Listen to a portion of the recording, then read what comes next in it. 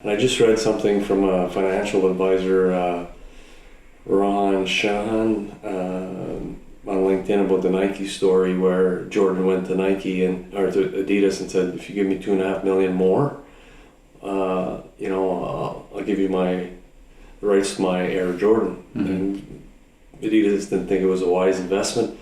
Nike, on the other hand, on the verge of bankruptcy, took that chance, took a risk, and that's what it is about being an entrepreneur. It's taking smart and calculated risks. It's instant gratification, mm-hmm. And then so you draw that analogy to text messages and email. I remember, and I'm only 50, right? But computers are coming out. We're going to go down to 3-day work weeks, and we're going to do more with less. And are you kidding me? It's worse.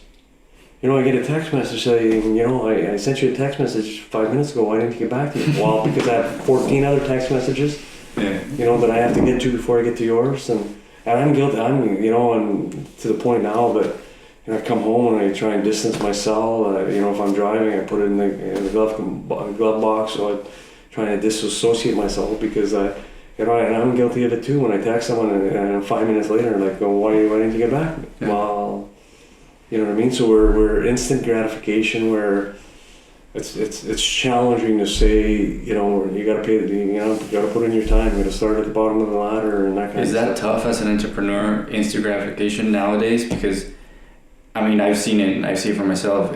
You got to invest a lot through a long time to see any return, right?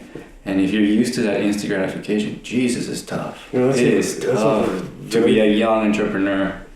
Yeah, especially probably more so for your generation because you've been programmed a little bit differently with the instant gratification. But that's a very good point. I don't know if I really looked at it in that sense to see the challenges, because the skill or the employee landscape is changed even in the 10 years that I've been there. So yeah, I never looked at it like that, and understanding or appreciating or making that connection why it is that the younger generation they want to make $40 an hour, because any other time they wanted to know something, all they've had to do was Google, right? So that piece of understanding that there's a process to go through and put people in a position to succeed, not in a position to fail, takes time. Especially if you're starting a business, right? Well, that's it must be for you in a sense where you're used to, through your education and your travel, instant gratification on your business, and you got to think, okay,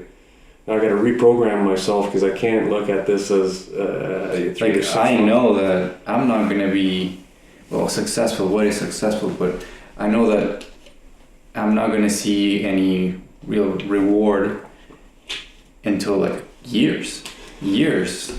Generally speaking, that's very likely. It all depends with if it comes sooner, but you got to be prepared for the long game, right? And it's got to be. You can come a couple months into the business, but are you prepared to hold that?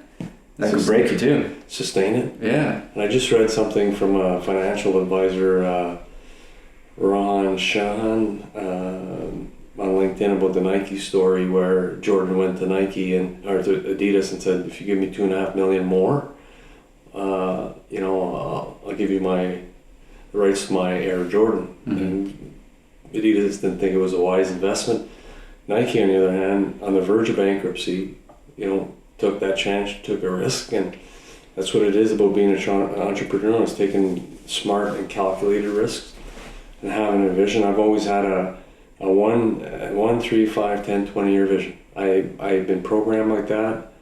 I've always held true to it. I think about it often. But it changes.